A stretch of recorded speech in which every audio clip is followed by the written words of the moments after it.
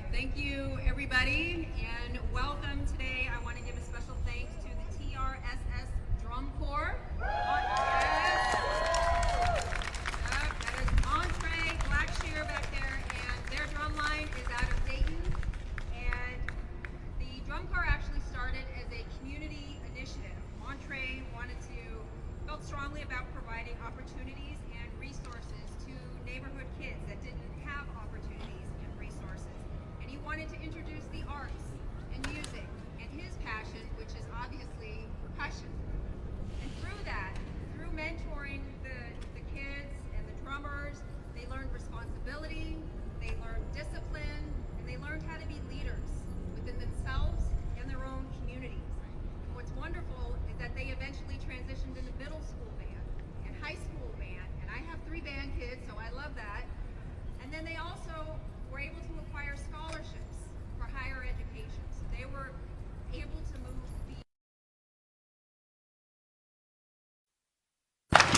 So a big thank you to Monterey. We are going to hear more from Monterey. They're going to be closing us out, so definitely stick around for that. And if Sabrina Jordan is here, I also want to give a warm thanks to Sabrina Jordan, who is the executive director of Families United. Sabrina Jordan insisted that I meet Monterey because she was with music and the drum line to be a part of the Honesty. Their police brutality are new members of the coalition, and we are so happy to have them a part of the family. And I would like to thank all of you for giving up your Saturday to join us on this gorgeous day in downtown Columbus. I know there were a lot of competing events today. We made sure not to compete with OSU football. Thank you, Lisa Behe, for that. We have an evening game, so definitely appreciate you all sharing your afternoons with us. Want to give a special thanks to our Honesty family and our partners, the incredible lineup of speakers that you're about to hear from as well, and all of our volunteers. And a special shout out to Brooke Cox, who's going to be live streaming us right now. Say hey. Yeah. So we are all being live streamed on Facebook right now, and that video will be available on the website, and obviously it will live in perpetuity on Facebook. So if any of y'all are interested in grabbing any of your speaker shots, we'll have that video also. And then I also wanted to give a special thanks to Mary Beth and Angela from the special events office here in the Statehouse. They made planning this and all of our rallies and press conferences here so seamless and so smooth. We know we have a lot of issues with some of the folks and characters inside the building, but they are a fantastic group of organizers. And I am Cynthia Peoples. I'm the founding director of Honesty for Ohio Education. And for those of you that don't know, Honesty is a nonpartisan statewide coalition that believes that every student deserves an honest, high-quality education that's grounded in truth, facts, and diverse perspectives, and that's regardless.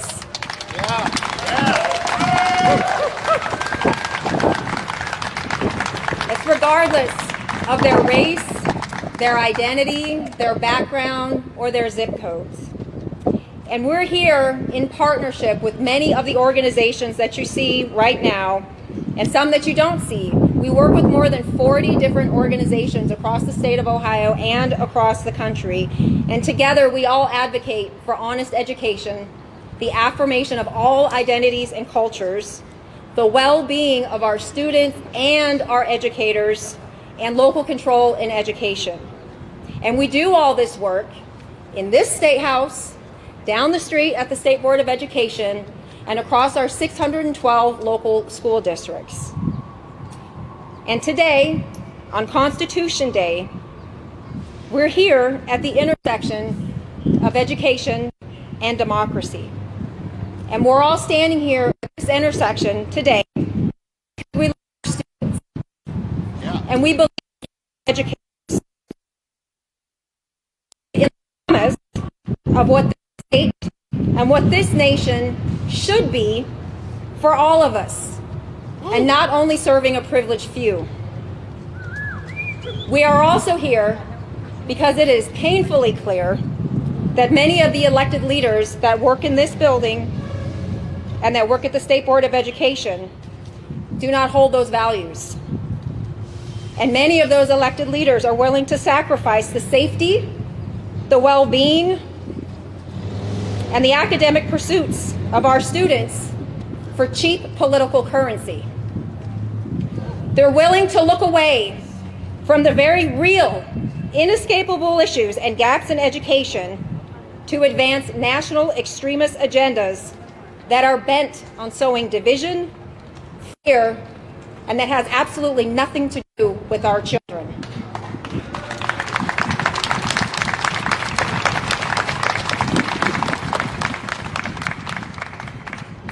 And if you care to read through the language of many of the censorship bills that are sitting in the Statehouse, some of the resolutions that are on the table at the State Board of Education, you will see that they have nothing to do with the prioritization of our students and high quality education. And they often adhere to the lowest levels of decency and humanity. But today, we have a choice. Standing at this intersection, will we exercise our hard-fought, blood-stained right to vote and directly influence and impact our communities, our counties, and our state? Will we be an activist or simply a spectator as we watch the willful attempt to dismantle public education and manipulate our democracy? Will we model for our students, our children, our grandchildren, how to take control instead of being controlled? Yes.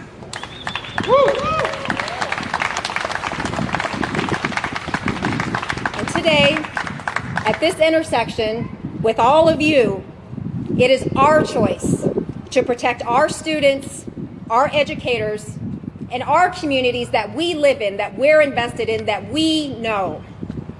Our greatest instrument of power to protect honest education, to ensure a high-functioning democracy, and begin transformational change is voting. Right. Voting. And voting up and down the ballot.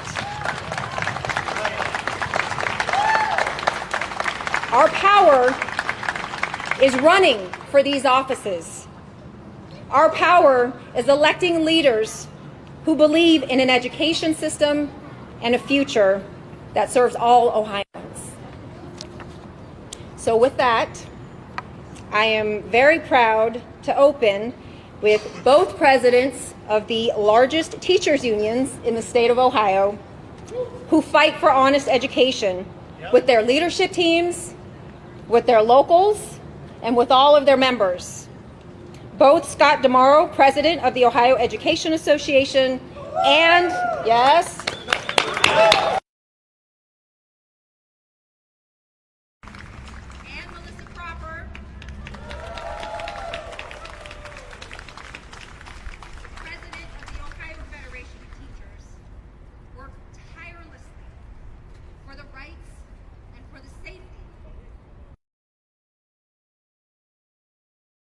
livable wages. This includes working conditions. This includes resources and professional development, and most importantly, their well-being. So it is my pleasure and my honor to bring both Scott and Melissa to the stage, our close friends and partners to the coalition.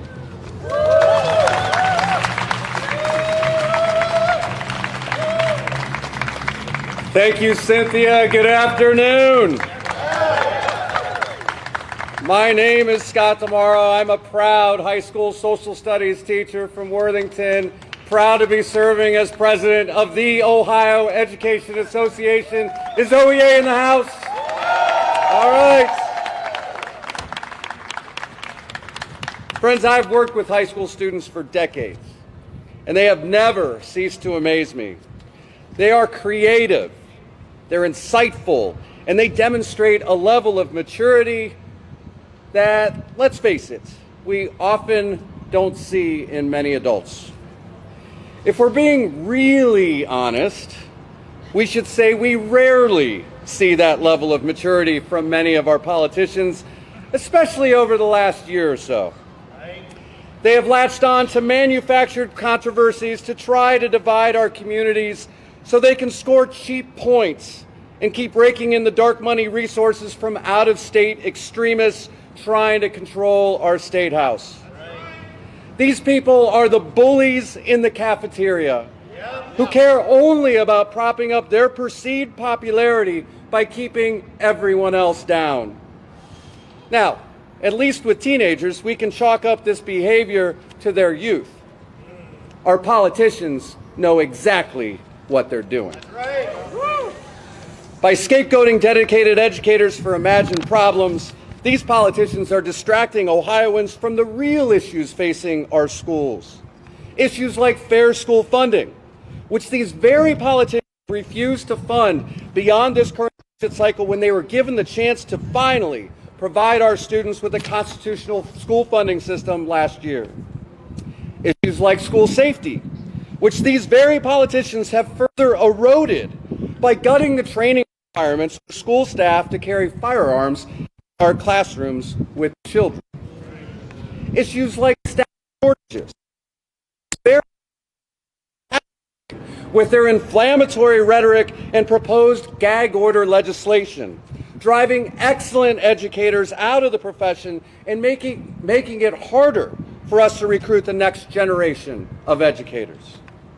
Issues like the health and mental health and well-being of our students, which extremist politicians willfully ignore as they push an exclusionary agenda that marginalizes some of our most vulnerable kids. These politicians are distracting Ohioans from issues like high-stakes standardized testing that can unfairly determine a child's academic future while taking crucial time away from teaching and learning. But there's good news. We know that these politicians are out of touch with the people of Ohio, including the parents who have entrusted us by giving their kids trust us to give their kids a complete and honest education that inspires their imagination, creativity, and desire to learn. Over 90% of parents surveyed this summer by the Children's Defense Fund of Ohio and Baldwin-Wallace University said they trust their child's teacher as a positive role model and to teach age-appropriate content. Right. Our parents know what we do. They support us, and we should never forget that.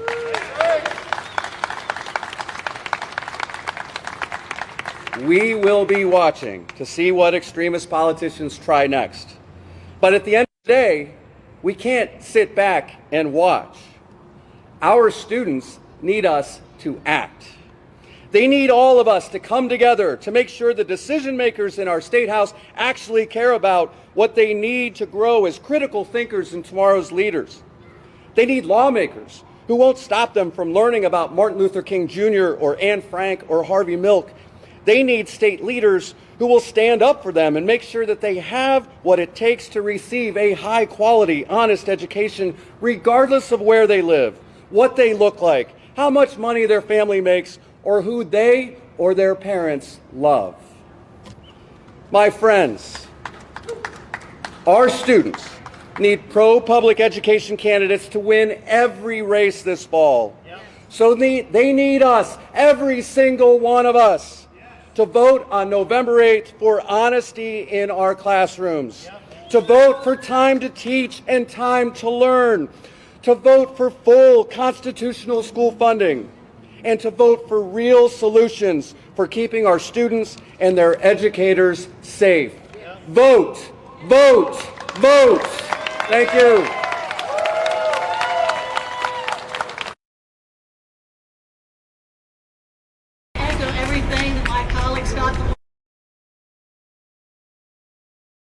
As president of the Ohio Federation of Teachers and as a former library and media specialist, I've had the opportunity to see the importance of relationships with students and the importance of the role that books can play in students' lives. As a library and media specialist, I often had conversations with students about what they wanted to read and how what they read helped them make a connection to the world around them. And now as I travel around the state, I have the opportunity to hear more about the work that our teachers do with students. And I had the privilege just a few days ago to be in a school up in the northern part of the state where they're working on a project where students choose a book and then discuss that book with their teachers. And what I found out was that relationship was not only critical to the students, it helped our teachers grow. Our teachers had tears in their eyes as they were talking about what they learned from their students from having these conversations. This is what we need to be modeling, and this is what we need to be doing. And the one thing that one teacher said to me that was so critical was it was so powerful to have the permission to be able to do that. And what people are trying to do now is take that permission away. It's clear that the majority of our state legislature and some of our members of the State Board of Education are not out there listening like Scott and I are. If they were, they'd be proposing solutions to the very problems we face in Ohio's public schools. A shortage of qualified educators, deteriorating school buildings, schools without nurses, libraries, art and music classes, an over-reliance on standardized tests that make it hard for teachers to build those relationships with their students. Instead, too many policymakers are going out of their way to create more problems in our public schools. They're inflaming divisions in our communities by waging a campaign of lies about what is happening in our schools. They're driving educators out of the profession by micromanage what we teach, what materials we use in class, and even what continuing education classes we can take. And they're targeting trans and gender nonconforming students for harassment and exclusion. This needs to stop. And we can make it stop by sending a clear message during this election. We can vote against the legislative majority in Ohio that is waging this divisive culture war and using our children as political pawns. We can vote for legislative and congressional candidates who have secure funding for our schools, and we can elect people to the State Board of Education who actually have a background in education, including 2 OFT members who saw the challenges in our public schools day in and day out and have stepped up the run for State Board of Education. It's up to us, and we cannot do it alone. We're going to need to multiply our voice by making sure everyone in our lives understands what is at stake in this election. We need to make sure our family, friends, and neighbors are registered to vote, right? We need to help them make a plan to vote early by in mail or in person, and we need to educate them about where candidates stand on issues. Every child in Ohio, regardless of what they look like, where they live, or how they identify, deserves a world-class education where they are treated with respect and dignity. It's time for elected leaders who will make this vision a reality instead of pushing our schools backward at every opportunity. So are you ready to be activists? Yeah. Are you ready to vote? Yeah. Thank you.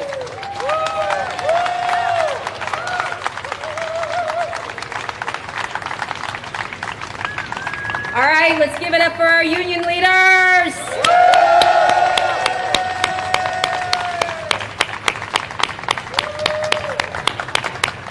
All right, so now we're going to switch gears from the teachers in the classroom to the students in the classroom. We're going to welcome 2 students who are quite literally on the front lines of this harm that's being infused into our local school districts.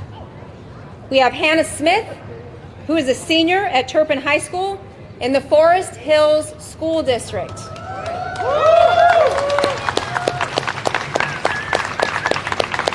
Hannah is here today in the wake of what her school board leaders just did back in June. Her school board leaders passed a resolution that smells, walks, and looks just like the censorship bills in the Statehouse. Its moniker is the Culture of Kindness Resolution that bans anti-racism education. What is the argument for banning anti-racism education? Among other things that this resolution does. But don't fret, the Forest Hills community is a strong community, and their entire community rallied against this resolution by the thousands and filed a lawsuit against the Forest Hills School District. And because they filed this lawsuit against the Forest Hills School District, there is a stay on this resolution. It cannot be operationalized until there is a final outcome for the lawsuit. But the harm is already being infused into the district. The anxiety, the thought that is going through the minds of all of the teachers, the chilling effect on education, that these bills have already started, and now we're seeing it perpetuated in our local school districts. And these beautiful, bright lights of joy have to come here to tell us what's happening in their school districts because their school board leaders will not listen. So I'm going to turn it over to Hannah, and then we're going to hear from Valen Osmondson, who's also a student, a middle school student at Hilliard Heritage Middle School in Hilliard City Schools.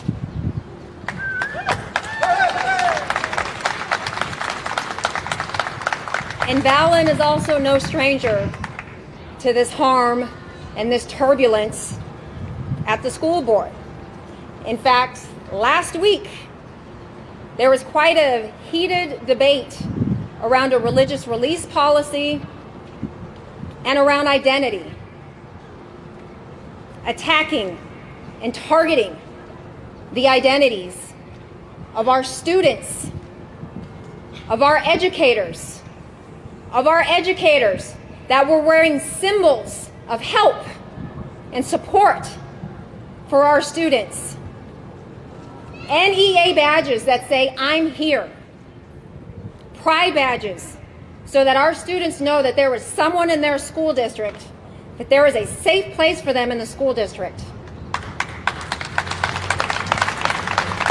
There were people at that school board meeting that were challenging that and that were angry at that don't want every student in their district to feel protected and loved and valued. They want to perpetuate fear. But these students, these bold, bright, beautiful students are pushing back, just like a lot of their peers are. So I'm going to bring up Hannah.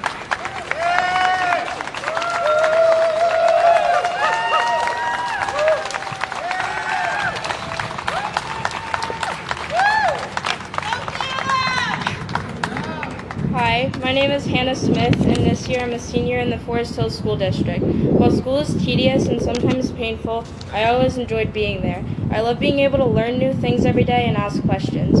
I was never scared that my curiosity would break school policy. Then in 2022, our district got a new school board. Our new school board members ran on the campaign against critical race theory, or CRT, which is not taught in Forest Hills. Their campaign was clearly political and not about the students. After the election, they got to work attacking diversity-related things. Forest Hills used to have a program called CARE, where staff members and parents worked together to create a more positive school setting.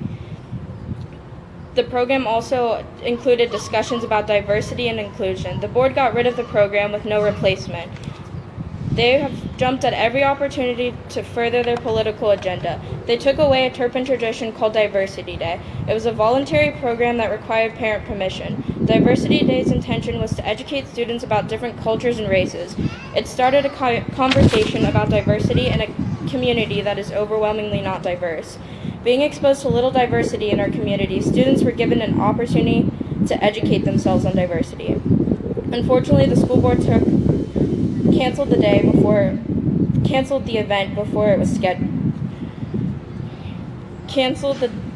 event the day before it was scheduled. We were told there were issues with the permission slips.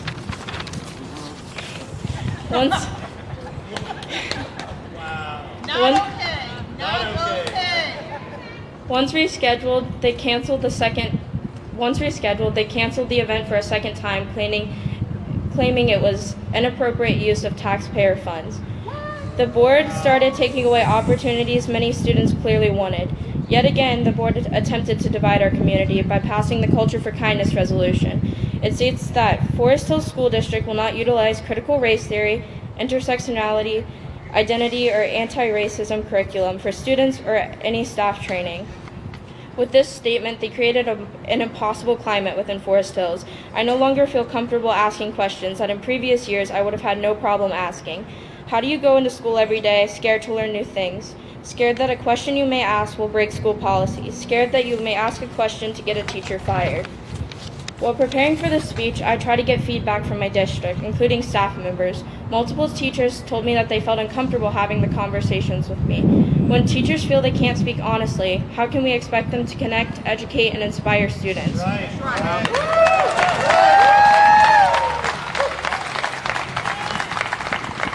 have first-hand experience between the divide of students and teachers that this resolution has created. While fighting an uphill battle, I decided to start a diversity club at Turpin.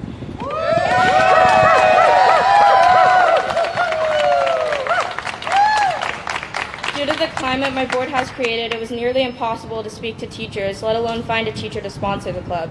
I was told the same thing over and over again. The message was, I'd love to talk to you about this, but due to the current circumstances, I don't feel comfortable. I ask you again, how can we send our students into an environment where teachers and students are not able to have a discussion? To me, educational honesty means being able to speak and ask questions and have a discussion with an educated adult about topics that affect our society. When we limit our students on what information is allowed to be discussed in class, we are hindering their educational experience. We're not only impacting their education, but we're shutting down their curiosity. When students are told not to ask questions about a difficult topic, they stop asking questions. Educational honesty means fostering curiosity. When curiosity is silenced, students lose the motivation to learn. When a student is silenced, they lose some of their value. They're quite literally being told, your question isn't important enough to discuss. To some of you, these new bills being passed may seem far away or in some cases improbable because they're so ridiculous. I'm here to tell you that they're not improbable and not far away at all. It's happening in my school just from the results of one local election, where only 17% of voters showed up to the polls. Imagine all the possibilities if we elect people at a state level to pass similar bills to what my school already has. This is why it's important that you're here, why it's important you listen to the voices of the students who are being hurt and silenced, why it's important you go home and do your own research to find out which candidate aligns with your beliefs. Then you can make an educated choice on November 8th about who you want making decisions to educate the next generation of people.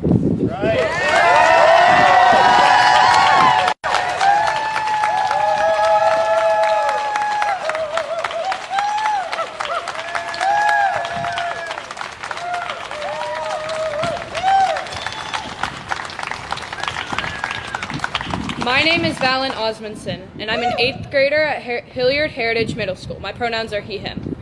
I'm here to encourage you to vote. Don't wait. Your vote matters. I'm a member of the LGBTQ community who struggles with my mental health. And I know that some people may not support me and they wish to make my life harder than it already is. You don't have to support me to understand that everyone deserves to be treated equally.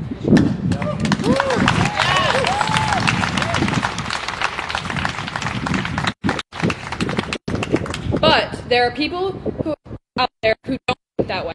They don't care about students and their well-being if they don't fit the mold that they are trying to make. And when those people get on the school board at the state and local level, they make policies to make mine and many others' lives harder. That's right. That ain't right. Yeah. They are targeting LGBTQ students at school and are trying everything they can to take away our safe spaces. I have been lucky to have teachers I could come and talk to about my struggles as a 14-year-old who's a part of the LGBTQ community. And having those safe spaces and teachers at school saved my life.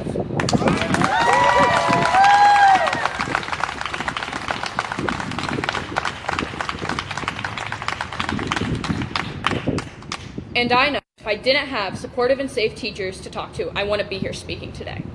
Suicide is the second leading cause of death in the LGBTQ youth for kids as young as 10 years old to 24. And research shows that 45% of the community has seriously contemplated suicide in the past year. And I'm part of that percent. Right now, I'm encouraging you to vote. Save the lives of children in your community who have lives ahead of them. Help them feel safe and supportive because we need you. Your vote because your vote can save lives. Thank you.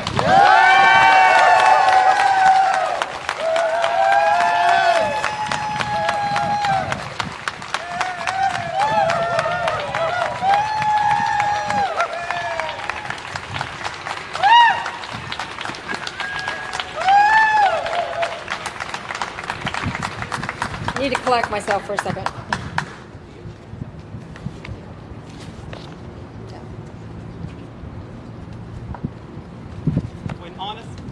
When honesty is under attack, what do we do? Stand up, fight back! When honesty is under attack, what do we do? Stand up, fight back! When honesty is under attack, what do we do? Stand up, fight back! When history is under attack, what do we do? Stand up, fight back! When history is under attack, what do we do?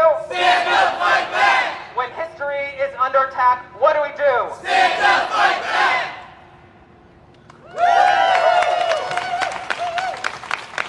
That's what I needed at that exact moment. Thank you. Thank you so much. Yes.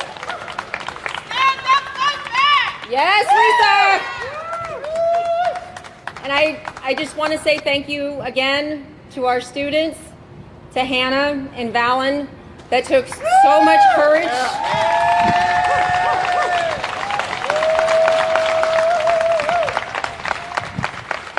They deserve better. And they deserve more.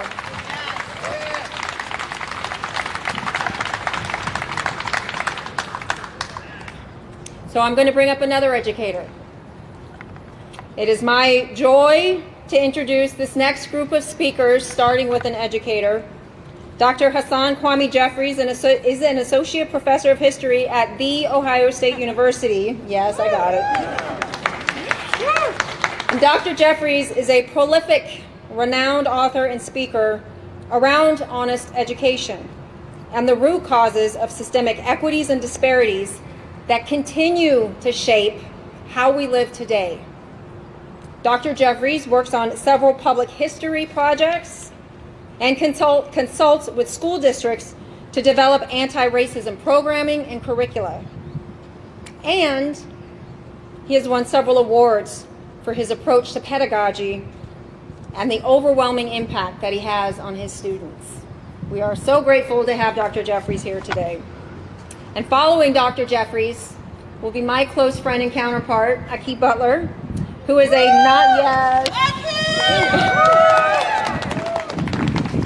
Yes, he's my heart. Aki is a nonstop, get it done student organizer with the Ohio Student Association.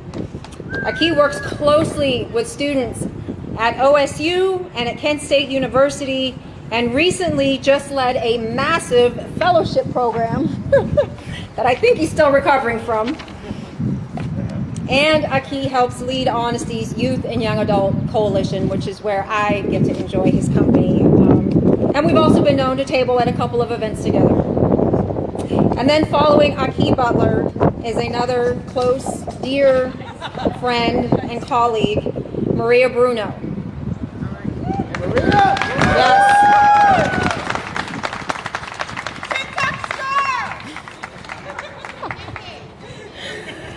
Maria Bruno is the TikTok star, that is correct.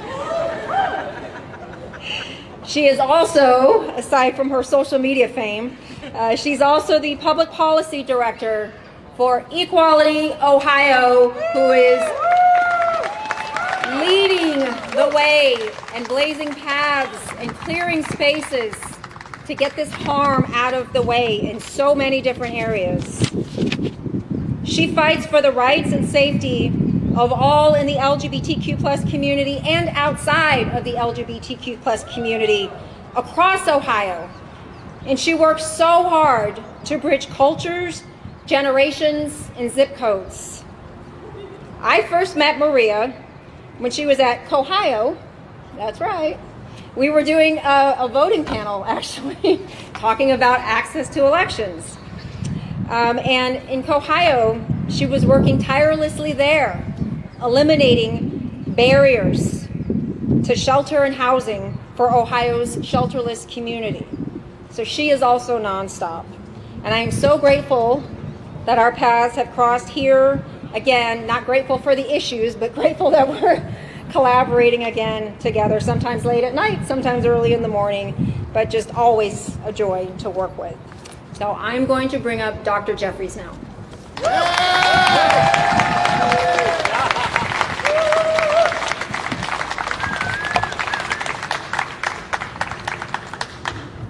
I am a parent and a professor, a resident of Ohio for 20 years, a citizen of the United States.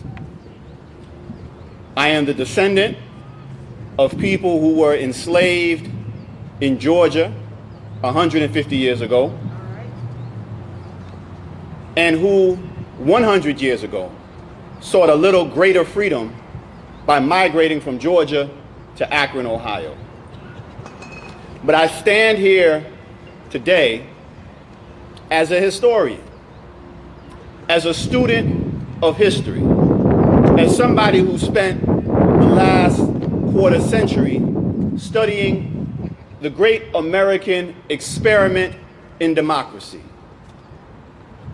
And I'm here to tell you that this experiment is failing, that democracy is in danger.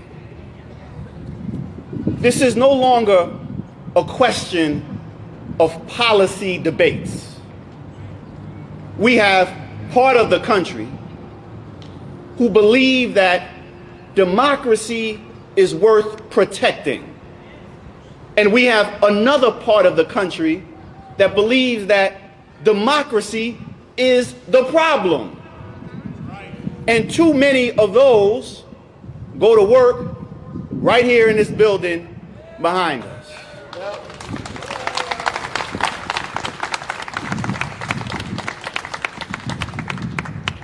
So this isn't an academic issue. When you begin to talk about history, there is only one way to teach it, and that is to teach it honestly. To do anything else is to miseducate. To withhold the truth is to miseducate. That shouldn't be a policy issue. That's a principle issue. And we come here to stand on principle. One of the lessons that I have learned, not just studying American democracy, and this is Constitution Day, is that sometimes we like to look to the founders to be the models of those who understood democracy. But sometimes I have a little problem looking to those who thought it was okay to buy and sell me to be the model of what democracy ought to be like. I am much more interested in sitting and listening and learning from those two young people who came up here just a few minutes ago and told us what democracy ought to be like. Give me them over Jefferson. Give me them over Madison. Give me them over George Washington. Give me them over half the clowns that show up at work here every day.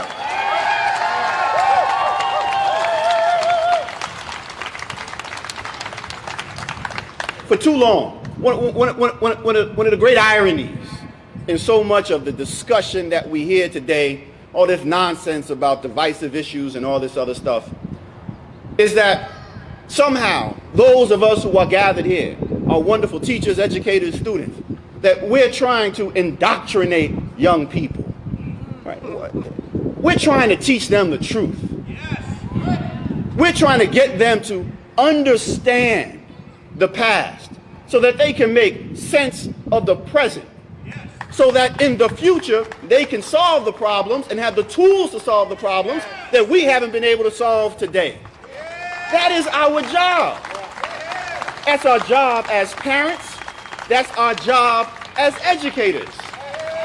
To do anything else as a teacher, for me to do anything else is to commit educational malpractice. I should be out of a job if I'm not going to teach students the truth. And they should be out of a job if they're not going to protect democracy. And these things are connected. They are interrelated. You can't talk about not teaching the truth in the classroom and then think that people are going to go out and vote. The reason why you pass voter suppression laws and the reason why you then don't want people to learn the truth is because they'll see the connections. We don't have a couple years ago, Ohio passed these voter ID laws. as though people were running to the polls impersonating other people trying to vote. We don't have a voter impersonation problem. People in Ohio, in America, don't vote, right? The reason why we're here is we're saying we got to get out to vote. But that's not what they want us to do. And this isn't a partisan thing. I don't care if you are on the right side of the political spectrum or the left side of the political spectrum or in the middle. If you are opposed to making it easier for people to vote, then I got a problem with you. If you do not want people to be able to live their authentic lives and be themselves, then I got a problem with you. If you don't want to teach the truth about what it means to be black in America, about what it means to be LGBTQ in America, about what it means to be a woman in America, then I got a problem with you. And we know how to fix those problems. We can show up on election day. But history tells us that's also not enough. Right? We show up on election day, we cast our ballots, but then we also continue to organize leading up to and afterward. We hold people accountable. This last word, and then I'm through. I believe, as many other great thinkers believe as well, that the arc of the moral universe is long, but it bends towards justice. But it only bends towards justice if there are people willing to exert a force necessary to bend it in that direction. Left to its own devices, the arc of the moral universe will continue to bend in the direction that it is going. And if it is bending towards injustice, it will continue in that direction. So we here gathered today have to be the force willing to bend the arc towards justice. Now, we may look around. There's going to be a few more people at the football game tonight than there are here.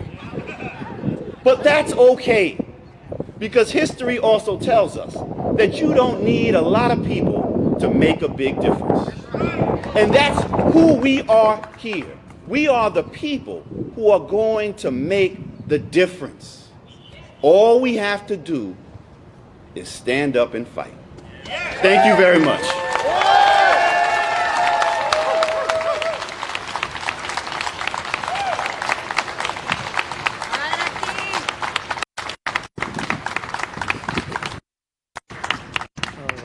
All right. What's up, everybody? My name is Aki Butler. I am an organizer with the Ohio Student Association. We are a statewide, grassroots, multiracial organization that is anchored by student-led chapters on college campuses across Ohio. And it is our job to teach these students how to organize so that they can fight against the issues that affect them on campus and also within their community. And with all that said, I'm going to attempt to follow up what Dr. Jeffries just did. So I'm a bit nervous, but you know, we're gonna try to do something. All right, so the main thing I just want to say today is to get out and vote. And the reason I want to say that is because your vote matters. And I know it matters, and it always has. And I know looking at the media and looking at the different things that are happening, it can be a bit discouraging. You see things, there's different barriers popping up while you're trying to get out your vote, while you're trying to go to vote, trying to tell people to vote. And it can seem like it's almost like a hopeless cause, but I promise you, your vote matters. Because if your vote didn't matter, if your voice didn't matter, they wouldn't be doing everything in their power right now to stop you from voting. I mean, the proof is, I'm gonna be real, the proof is in the pudding. They are doing everything in their power right now. They are trying to pass voter suppression laws. They are trying to make sure that we are scared. They're trying to confuse us with the different processes for not only voting, but just participating in a democracy here in the United States, especially here in Ohio. Yes. Oftentimes they offer testimony. Like, hey, you can come give testimony. Whether it be at, like, you know, right here at the Statehouse, as I have come and done many times, at your local school districts, at the local boards, even at the state board. They make the process so difficult and so confusing. But the reality of it is, when you really sit down and you look at it and you read it, you're like, wait, I can do this. It's not too hard, actually. It's a lot of paperwork, maybe, but it's the reason they're doing that. Because they want you to get so confused and so bogged down by that paperwork that you're like, you know what, I'm not even that interested no more. Let me go ahead and go to bed. Let me watch TV. Ain't nobody got the time for that. But I promise you, you just got to get through it and you got to stick with it.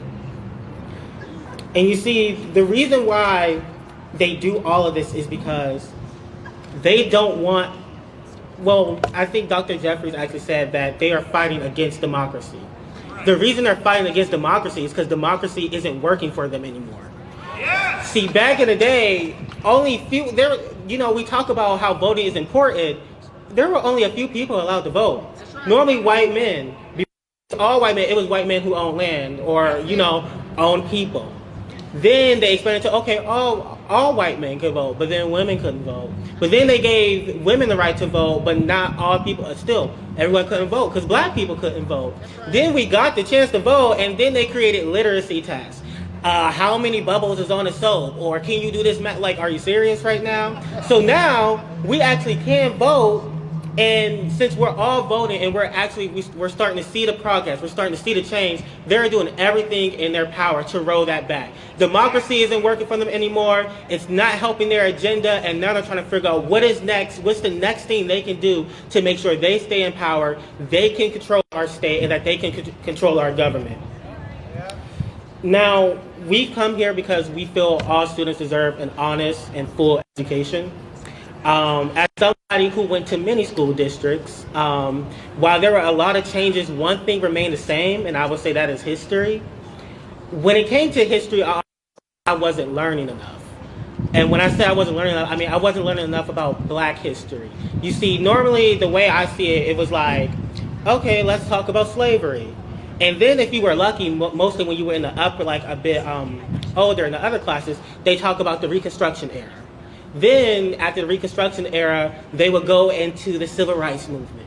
And then after they did that, they'd be like, oh, Obama's the president, everything's great. And I was like, wait, something's not right here. There's some things missing, like, something's not clicking. I was learning about the same people over and over again. I'm like, okay, what about the others? I know there was more than just Dr. King. I know he was not just the only one. So I started doing my own research on my own time. Started looking up people, and realized there was so much history that we were missing out on. And so last year, when it was actually funny, last year I got an invite to be sort of a part of the Honesty Coalition, and it was actually came from Pete. He was like, hey, there's like this meeting going on, there's these bills in the House, we think you should hop on these calls, and I did. And so when I finally looked at the bills and I realized what they were, I was like, wait, if they were barely teaching black history before, what are they about to teach now? Like, it just, as the TikTok community would say, the math just wasn't mathing for me. I was a bit confused. And I was like, all right, so clearly this is an issue. And then I tried to figure out, why are they doing this? The reason they're doing this is because they don't want you to get the information you deserve. They are trying to force a whitewashed, watered-down version of history so that we remain confused, so that we don't know what's going on in our democracy, we don't know what's going on in our politics, we don't know what's going on in history and what they are actually affecting. And the reason they're doing this is because they believe the less we know, the less likely we're going to keep up with the elections. Besides the presidential election, the less you're going to show up for your local elections. They're counting on you not to participate so that way they can make sure the agendas that they are following and they are trying to achieve happen. So I say this, and I mean this, and I'm going to sort of end on this. When they call for testimony against these bills, whether it's at the Statehouse, whether it's at your local school boards, whether it's at the State Board of Education, show up in numbers. Show up and give your testimony. Let them know that that's not welcome to you. Let them know that the people of Ohio do not want anything that is racist, sexist, homophobic, xenophobic. We don't want any of those in our resolutions or in our bills. And at the end of the day, it is the youth that's actually going to inherit the future. We're going to inherit this world. So let's make sure we have a voice within that future. Let's make sure we go out and vote so we have the future we want and not the future that these folks want that doesn't include anybody that's not a white, cis, hetero male. Thank you. Yeah,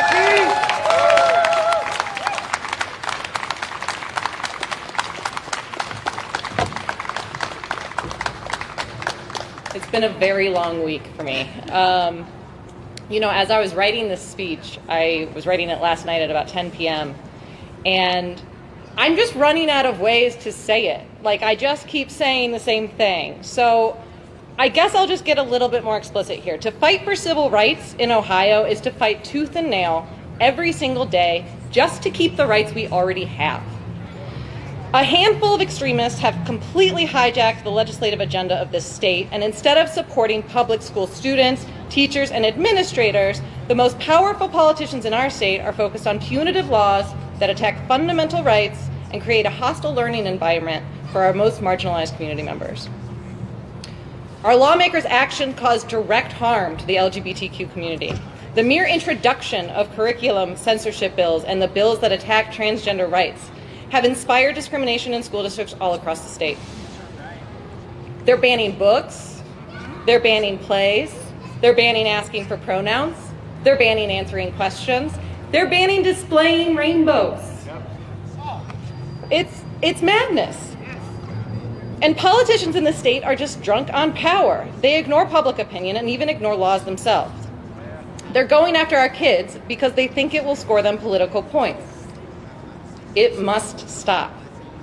This isn't all happening because it's the will of the people. Despite attempts by the right wing to politicize LGBTQ people, we know the truth. Most Ohioans welcome diversity and support LGBTQ plus people. Just this year, Ohio celebrated more than 70 prides, from our biggest city to the tiny villages all along the Ohio River.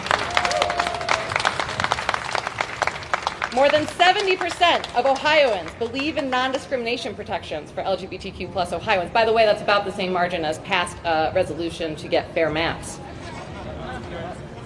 But gerrymandered maps, voter suppression efforts, and low voter turnout in our state have allowed politicians to use their positions in public office not to serve our communities, but to use our kids in this state as pawns. We cannot continue to allow state-sanctioned bullying of children. We, the grown-ups in the room, must stand in the way. We cannot keep moving towards a less inclusive, more hostile, more discriminatory public education system, artificially suppressing history and lived experience of everyone without the same skin color or sexual orientation or gender identity puts kids in this state at risk of only knowing ignorance. Politicians to continue to be more focused on taking away rights and attacking our freedom of speech than protecting all Ohio kids. But we, the people of Ohio, will continue to fight for LGBTQ plus kids, for freedom, for adequate funding of public education, for fair pay for teachers, for air conditioning. Most importantly, though, it's the kids. We'll keep fighting for kids. Adults may have their disagreements, but there has to be a line. Politicians in this state are feeding children's rights and safety to their voting base like our kids are nothing more than political red meat. We have to keep them out of it. Can we even agree on that much? This November, don't get it twisted, the future of this state is very much on the ballot. The future of our governor's office, our redistricting commission, our secretary of state, attorney general, 3 of 7 Supreme Court seats, our U.S. Senate, and so many more seats, including entire half of this House.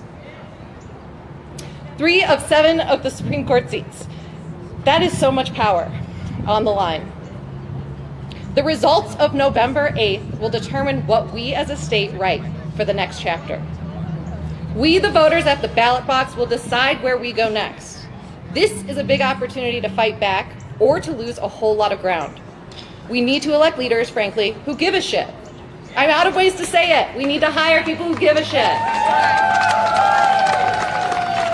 It doesn't matter anymore how we got here. It's going to be up to us to get us out of this mess.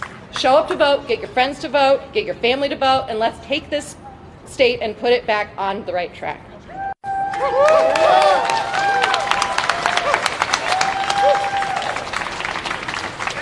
Thank you, TikTok. All right, now we're going to be joined by Mr. How He Do It. Howdy. How everybody doing? That ain't how everybody doing. What's going down with Columbus, Ohio? I came here to perform something special about the education collision. Straight direct. And I was wondering to feel me on this.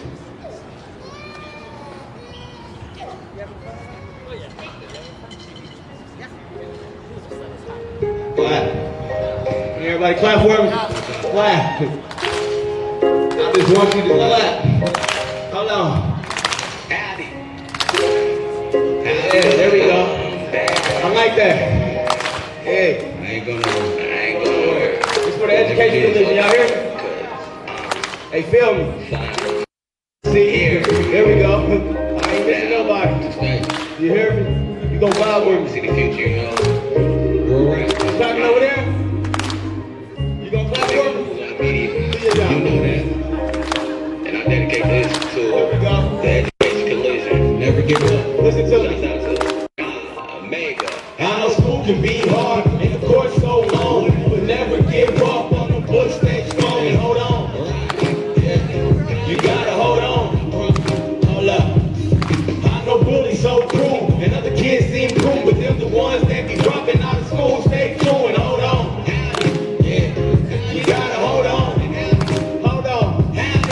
I'm Mr. Happy Dover. Mr. Blackstone when we meet. I'm grateful and appreciative that y'all invited me. A rally for education, collision for my people. So Columbus, Ohio, do y'all mind if I get deep? Well, I dropped out as a team in the school at 23. I got my diploma with nothing up in the streets. But this about the youth, this has nothing to do with me. Questioning the laws like how selfish can they be? Taking IEP from the ones with special needs. The ones that they can read, the ones that can't read, the ones that can't focus, the ones barely can speak. Now y'all become teachers, but complain about who you teach. The principal kids, these students need more relief and a lot more guidance to lead towards a degree. But never give up and stay away from the street, cause you'll be dead or in jail trying to follow us in them streets. I know school can be hard and the course so long, but never give up on the book, stay strong and hold on. You gotta hold on.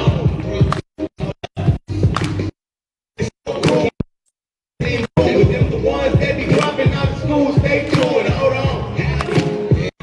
Y'all gotta hold on. Listen, I'm black. I switch it up this season. I'll tell y'all about the streets and why it's not safe is somewhere that you wanna be. Because it started off as a team. In my neighborhood, I made it one cooler than one.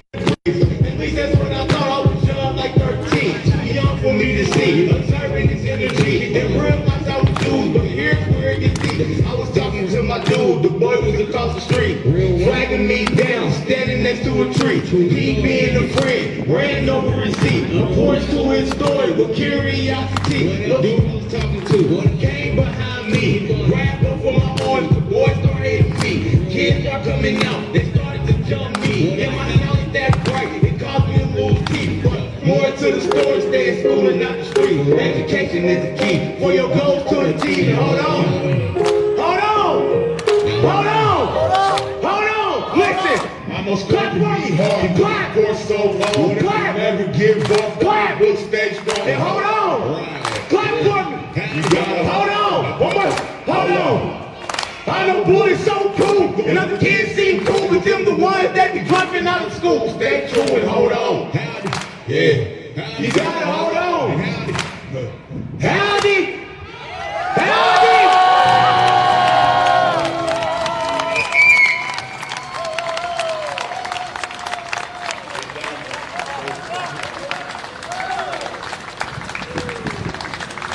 I appreciate the love. I appreciate the love.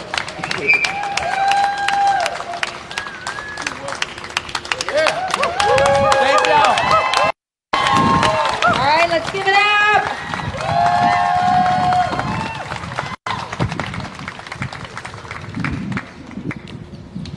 All right.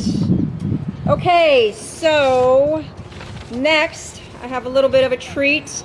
If this wouldn't be an honesty rally if we didn't have the Ohio NAACP here.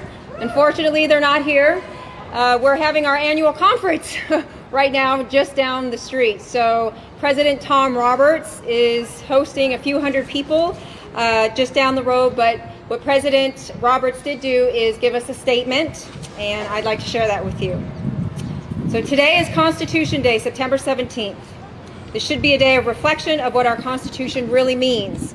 a social contract in which we, the people, consent to the government certain powers or ideas created by we, the people. At the intersection of education and democracy is where we need to be spending our time. The Ohio Conference branches of the NAACP is proud to be a part of the Honesty for Ohio Education Coalition. And as the nation's oldest civil rights organization, we must make sure that school systems in Ohio deliver on the promise of Brown v. Board of Education of Topeka, promoting good teachers, equitable resources, and a curriculum that prepares our children to meet the demands as citizens and as breadwinners. Since 2017, the Ohio NAACP has had a task force that is focusing on closing the achievement gap for Black students. We're working with the Department of Education and other practitioners to deliver the best academic models to close that gap. The work should be finished soon, but that means that we need to be working with all of you to implement this model at the local level. The work of the task force and our activities as members of this coalition are designed to make sure that lawmakers in this building know what public policies we support and which we do not support. The Ohio Conference of the NAACP supports honesty and encourages voters to vote for candidates who care about our babies.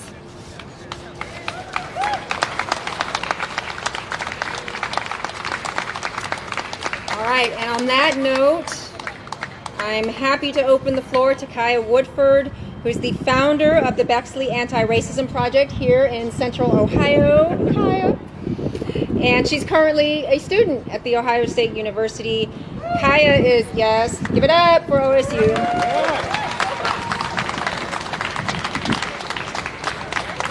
Kaya is personally, academically, and socially connected to racial injustice and social equality.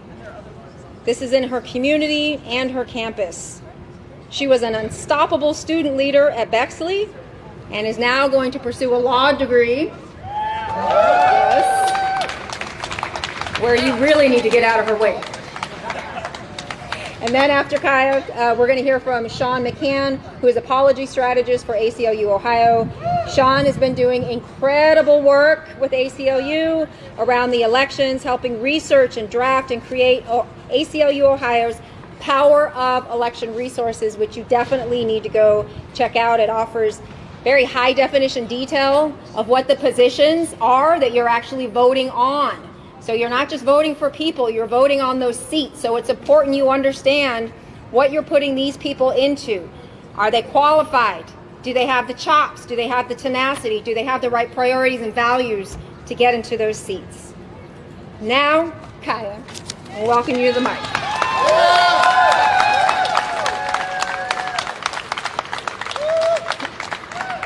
Thank you for such a warm introduction, and thank you all for gathering here today. It's important work.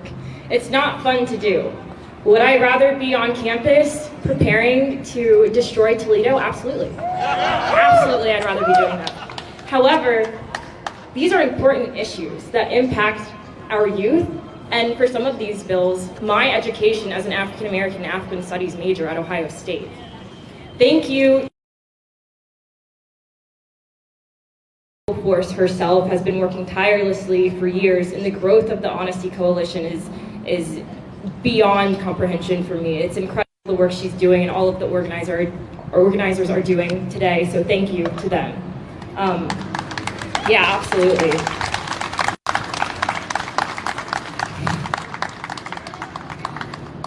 I'd like to visit the topic of education as a function of democracy. What good is a vote if not informed?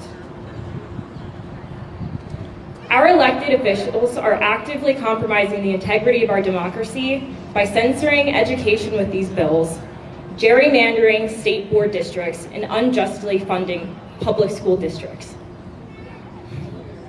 All citizens and all students in this country deserve a just, whole, inclusive, truthful, honest education that includes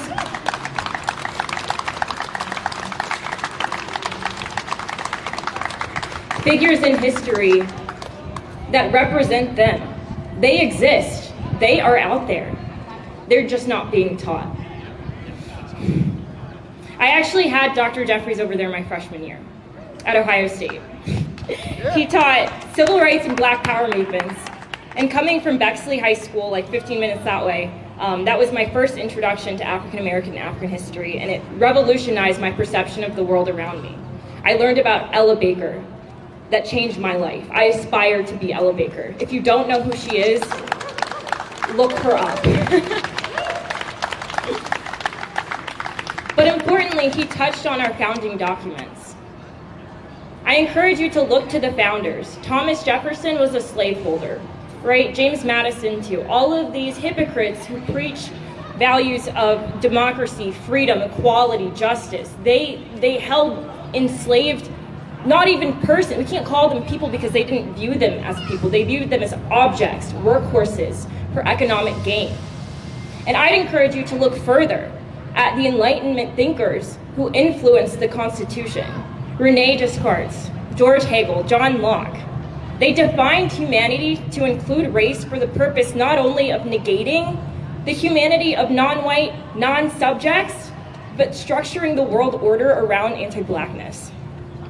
The Constitution represents non-subjects, enslaved non-subjects, to the extent they benefit the distribution of power unjustly allotted to slave-holding states. 3/5 compromise, right? That's still with us in the Electoral College. It's a vestige of slavery in place today.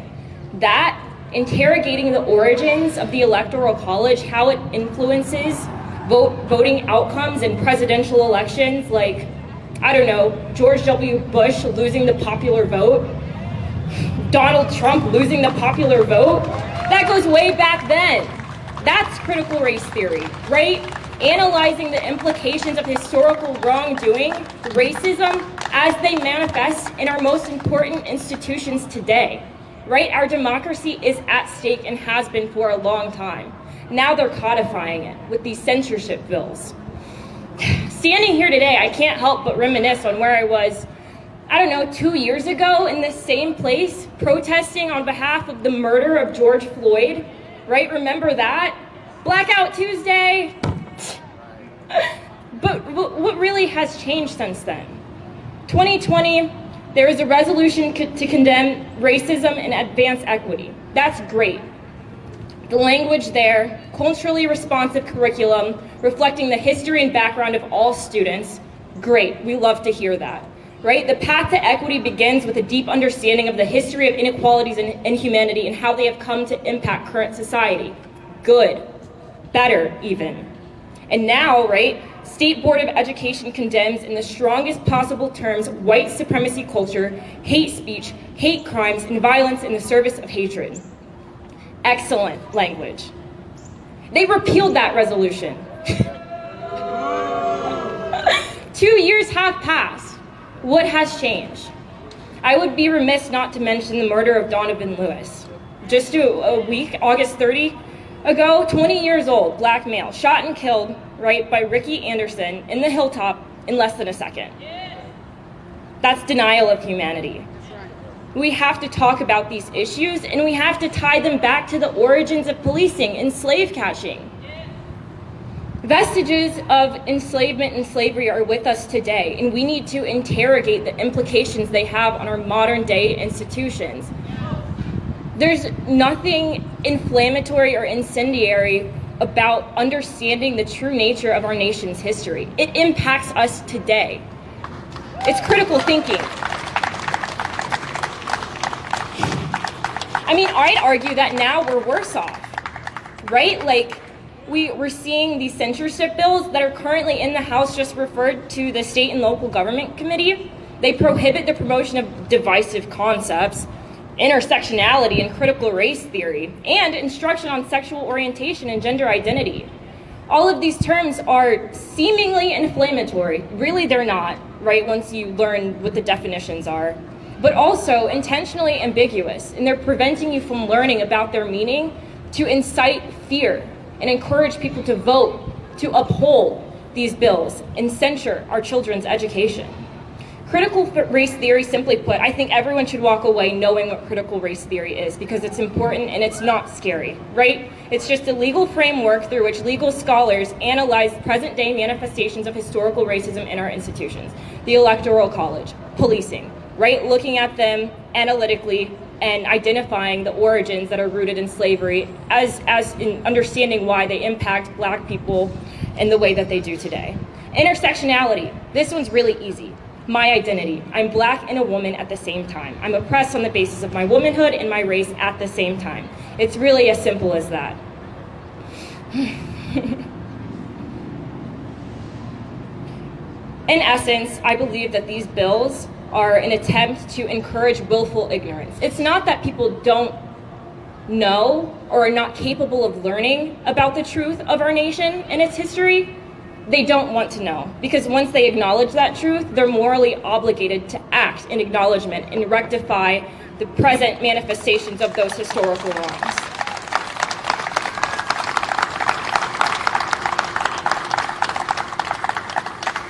So, in conclusion, I implore you all to vote in November. Thank you.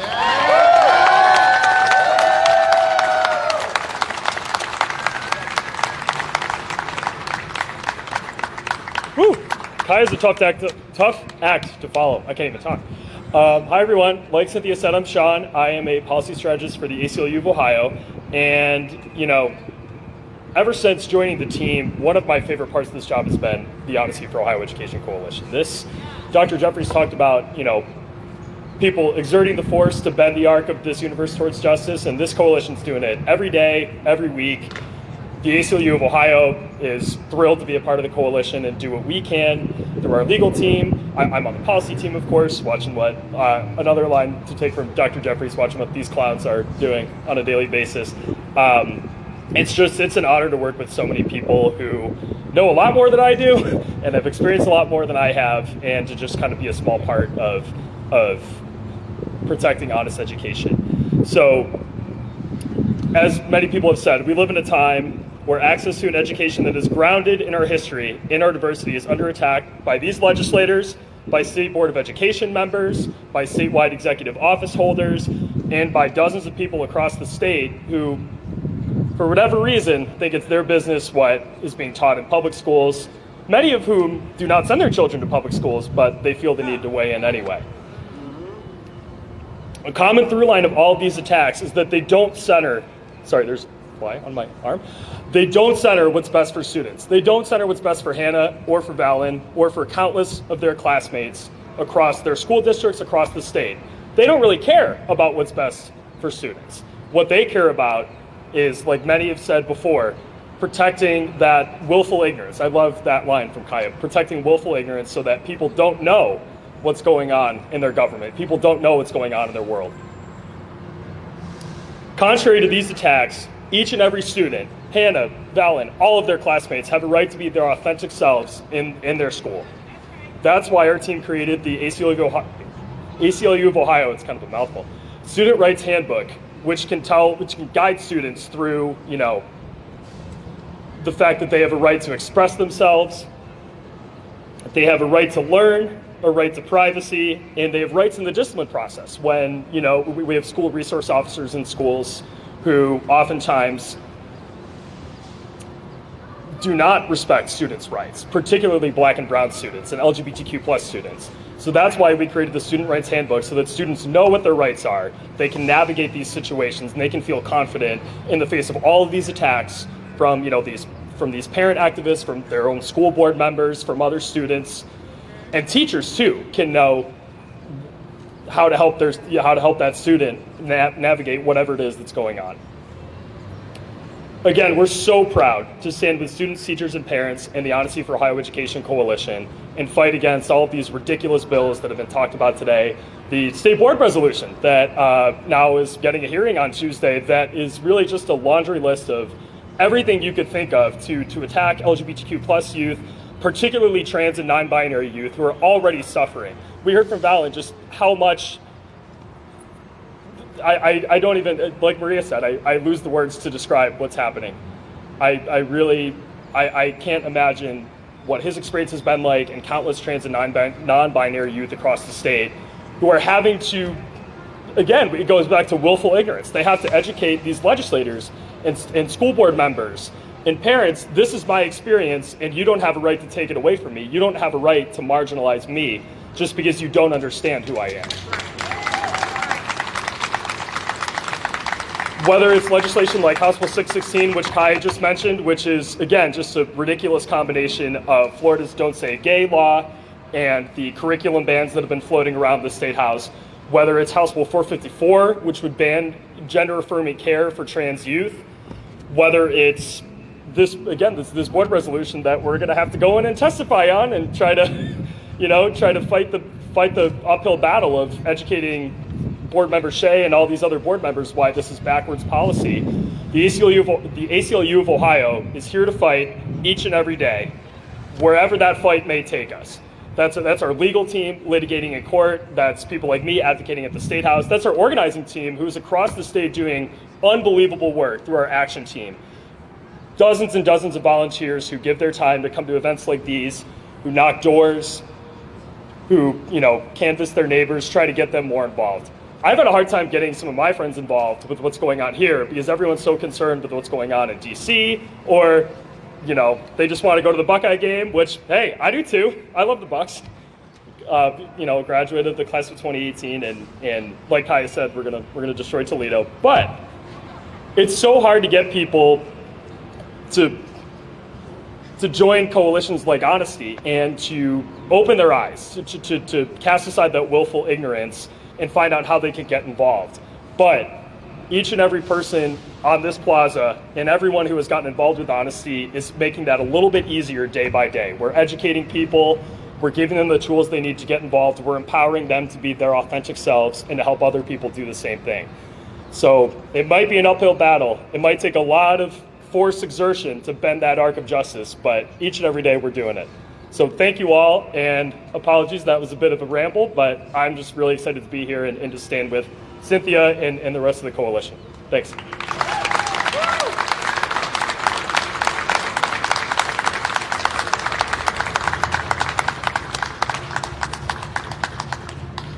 What do we want? Honest education. When do we want it? Now. If we don't get it, shut it down. What do we want? Honest education. When do we want it? Now. If we don't get it, shut it down. What do we want? Honest education. What do we want? Now. What do we want? Honest education. What do we want? I can't hear you. Honest education. When do we want it? Now. When do we want it? Now. Do we want it 5 years from now? No. Do we want it 2 years from now? No. Do we want it 1 year from now? No. When do we want it? Now. If we don't get it, Shut it down. OHIO, censorship has got to go. OHIO, Censorship has got to go. OHIO, your racist bills have got to go. OHIO, Your racist bills have got to go. OHIO, censorship has got to go. OHIO, censorship has got to go. OHIO, your racist bills have got to go. OHIO, your racist bills have got to go.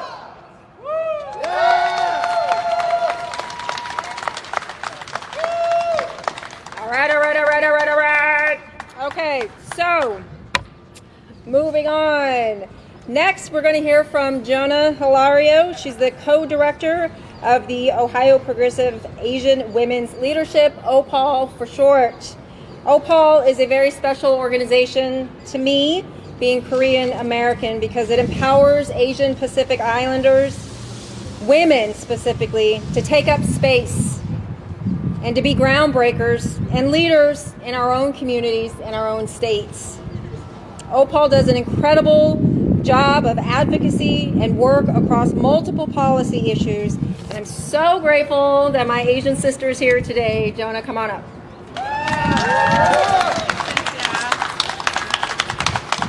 Thank you, everybody. As Cynthia said, my name is Jonah Hilario. I am an immigrant from the Philippines, a mother of 2 students in the Hilliard City School District, and co-director of OPAL.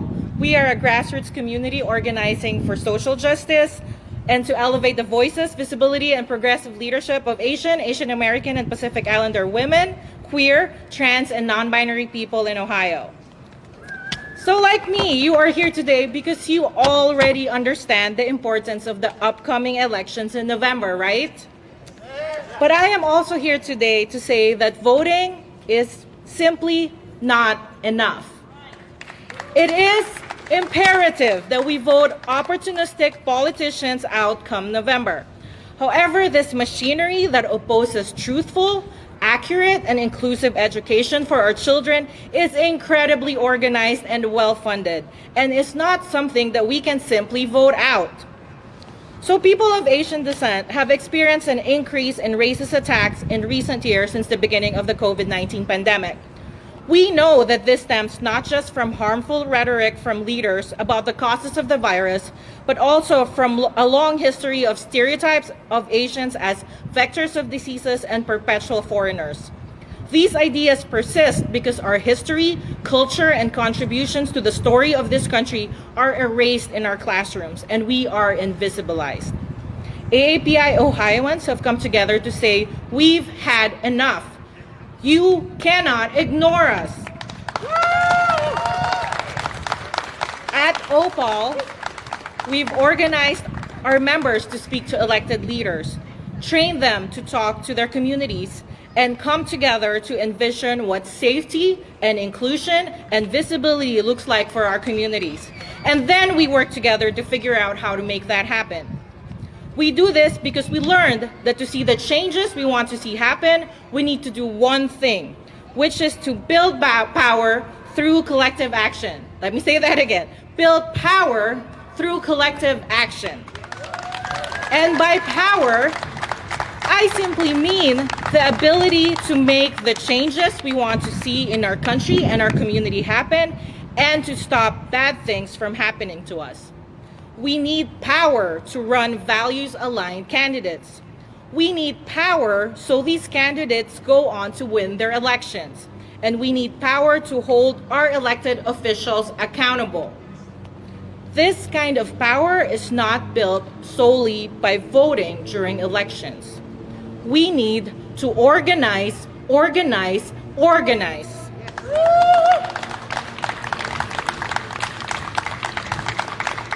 Part of living in a democracy means understanding that our lives are interconnected and interdependent.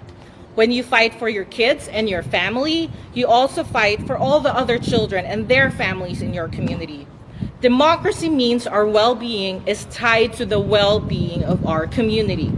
We need to bring more people along in this fight, and we do this by organizing.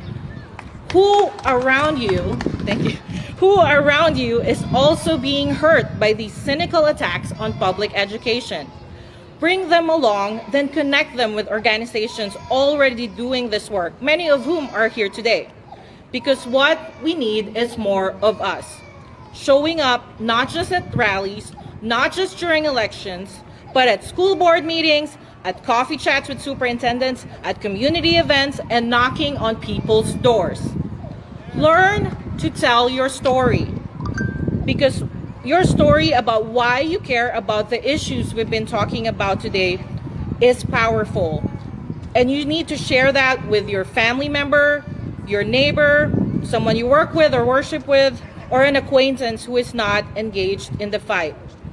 Your story can change people's hearts and minds, because what we need the most to win is more of us. Thank you.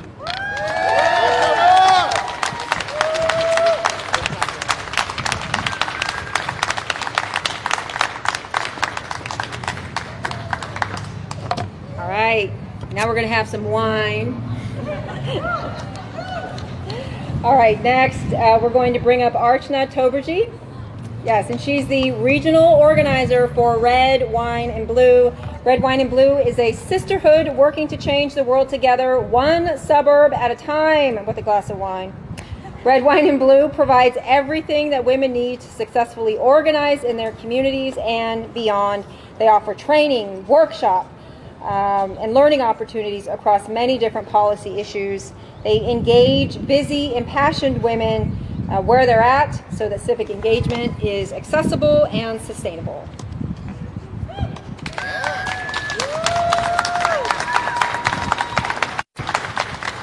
Thank you.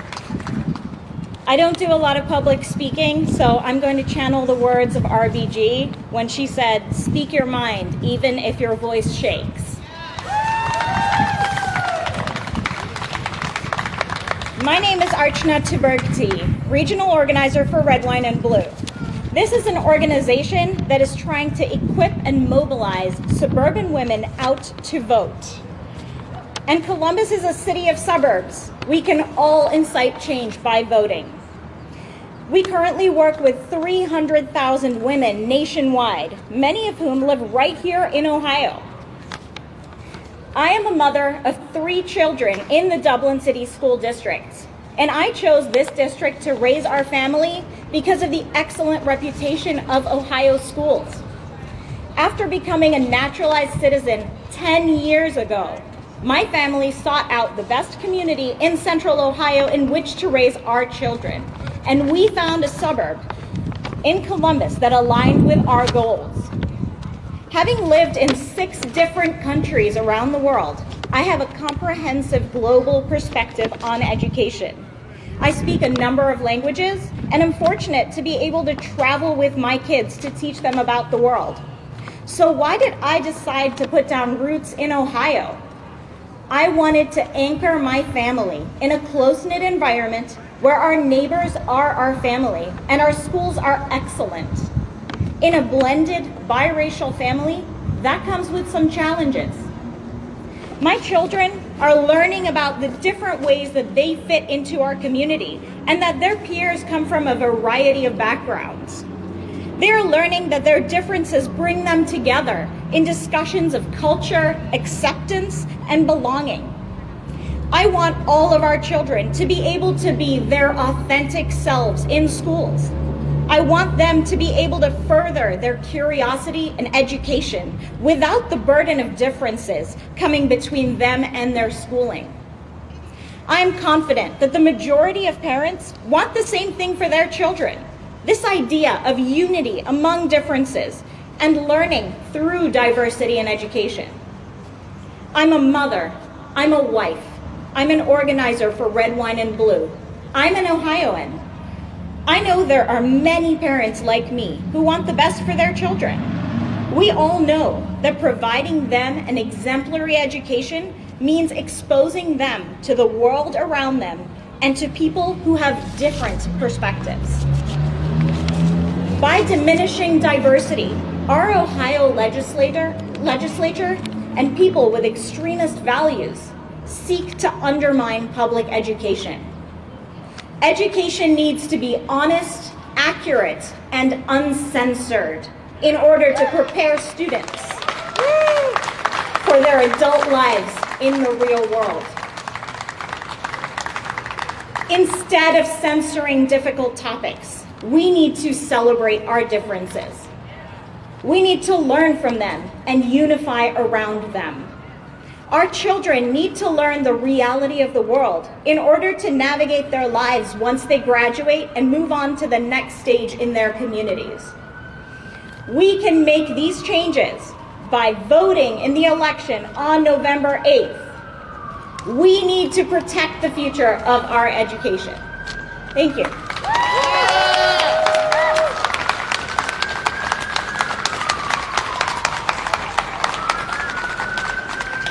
All right, now we're going to close it up with a little bit of faith, and we're going to be joined by Reverend Dr. Amariah McIntosh. Jumped ahead a bullet there. She has a lot of titles, and I want to make sure I capture them all because each one of them are very important. All right, so Reverend McIntosh is also the senior pastor for Phillips Temple CME Church in Toledo. Also the co-director of the Nehemiah Project, also the associate director of the Ohio Council of Churches in Columbus, and most importantly, she's a close friend and partner of the Honesty Coalition. Yes. Yeah. Not too long, I got stiff. All right. All of you folk who talked about you had to follow somebody, I got to follow all of y'all, all right? And have y'all energized when you leave here. Let's give our children who are here a hand. They've been patiently sitting through all of this, probably not understanding what's going on. But it's important to know that we're here for them. As Cynthia said, I don't represent every faith community. I'm not here to try to speak for everybody. But I know who I am, and I know whose I am, and that's the context out of which I'm going to speak. In the New Testament Gospel of Mark, he describes a day when Jesus got angry. What is it that made him angry? It was the way his disciples treated children. We have people in the faith community that I believe Jesus would be angry at. There are politicians who claim a faith affiliation who Jesus would be angry at. You have heard today from those who will be most impacted by proposed legislation and policy designed to hurt, exclude, shame, and marginalize our children. What you have heard from them today ought to make you as angry as I am. Should make you as angry as I believe Jesus is. He once also said that if we do things that cause harm to children, that a big rock ought to be tied around our necks and they should be cast into the sea. Anger must be channeled into proactive and productive ways. The late Reverend Dr. Martin Luther King offers us ways to channel our anger into productivity and proactiveness. He says, first, we must massively assert the dignity and worth of all our children. The song says, red and yellow, black and white, they are precious in his sight. Whether gay, straight, trans, or bi, they are precious in his sight. Whether Native American, whether native born, whatever hyphenated American you claim to be, you are precious, and our children are precious in his sight. We must discover how to organize our strength in terms of our economic and political power. We've got to find the people behind the money. Because once you find out the trail of the money, then you find out who they are beholden to. You find out who owns them. And they vote based on what their owners. So slavery still hasn't ended, it's just taking a different form. Martin tells us that power without love is reckless and abusive. And that's what we're seeing in our school boards and in our legislatures. They are using power without love. But at the same time, love without power is sentimental and anemic. Power at its best Martin says, is love, implementing the demands of justice, and justice at its best is power correcting everything that stands against love. Lastly, he tells us we must leave this space with a divine dissatisfaction. We must be dissatisfied until every state capital, including ours, houses a governor who will do justly, who will love mercy, and will walk humbly with his God. We must be dissatisfied until every city hall, state legislature, school board, and Congress, we must be dissatisfied until for each of them, justice will roll down like waters and righteousness like a mighty stream. Let us be dissatisfied until every person is registered to vote, is educated about what's at stake, and committed to participating in voting and advocacy for those who espouse the values of justice, diversity, equity, inclusion, and safety for every child, regardless of zip code, in the state of Ohio. And I'll rise up, I'll rise like the day, I'll rise up, rise like the waves, I'll rise up, and I'll do it 1,000 times again.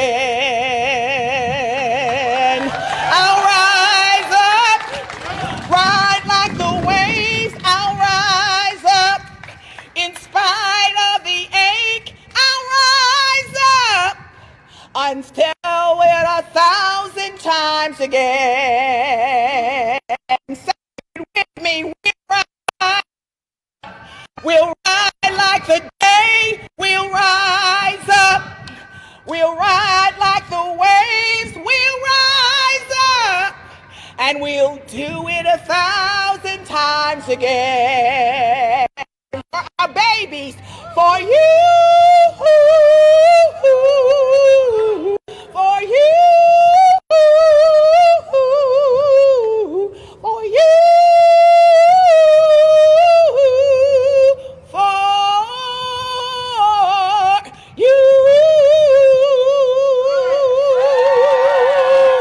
Vote like your life depends upon it, because it does.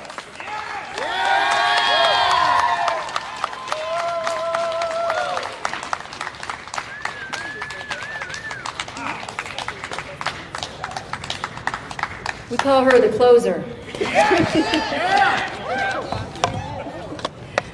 All right, I want to thank everyone for hanging in there. This was a long day and a warm day. I especially want to thank the Ohio Voter Rights Coalition for coming out, because what is a voter rights rally without OVRC and all of the partners in the OVRC coalition? So thank you to KYC for coming out. I know we're working hard on some other issues right now, so I love seeing y'all out here.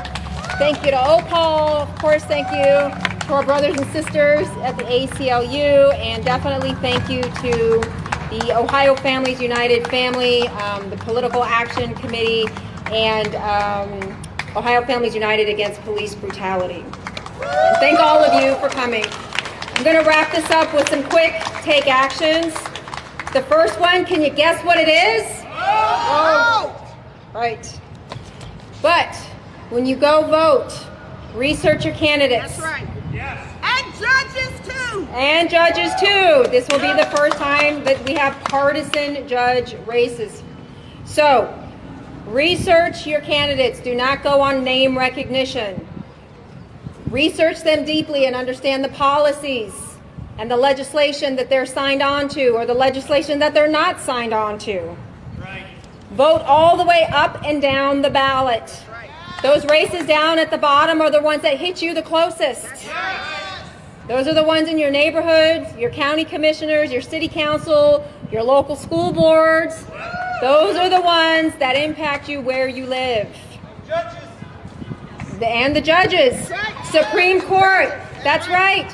We have an incredible champion in the Supreme Court right now, and without her, we would not have made the progress that we did. I know we kind of moved backwards on it, but we would not have been able to move forward the way we did without her. The next thing that I would ask you to do is to pay attention to all three levers of education: the Statehouse, the State Board of Education, and our local school districts. They are not the same. They are all individual and unique machines, and they all need unique individual attention. We know what's happening here in the State House. We know about the censorship bills and the other tangential bills that are harming our children. Let me tell you what's happening at the State Board of Education right now that you may not know. The State Board of Education just introduced a resolution that is rolling back Title IX federal protections for our LGBTQ plus students.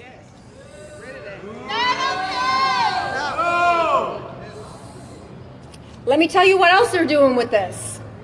They are directing our local school districts to disregard Title IX protections for our students. They are telling them not to amend their policies based on the changes that were made to Title IX that the Department of Education aligned with and rolled into their regulations as well back in June of this year. Our State Board of Education wants to pass a resolution that tells our school districts you don't have to comply with those federal regulations to protect our students. And then this circus, the State Board of Education is asking this House to give those districts that don't comply stopgap funding. So if they're financially impacted, our General Assembly is going to take your taxpayer money to pay for their noncompliance. Their noncompliance and their failure to protect our children, our students. Listen, please. This resolution is going to be introduced Tuesday. We need everybody going to the State Board of Education, standing up outside, standing up inside, sitting down, giving testimony, speaking out, and showing up for our students. Because the voting dynamic at the State Board of Education right now can roll this through quickly. We have some very concerning people at our State Board of Education right now that are wielding a lot of power. And this is an example, in addition to the anti-racism and equity resolution that they repealed back in October. Same board member, by the way.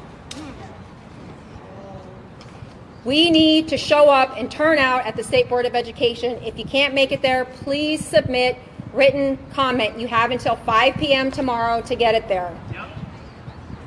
They're dropping this resolution Tuesday. Show up at 8 o'clock. It's right down the street. And then keep your ear out, keep your eye out. Please sign up for our mailing list. We're putting out updates as fast as we can around this issue because we may see it up for a vote in October. This is the first stage. They are targeting our children. Yes. They are weaponizing race and identity for political gain.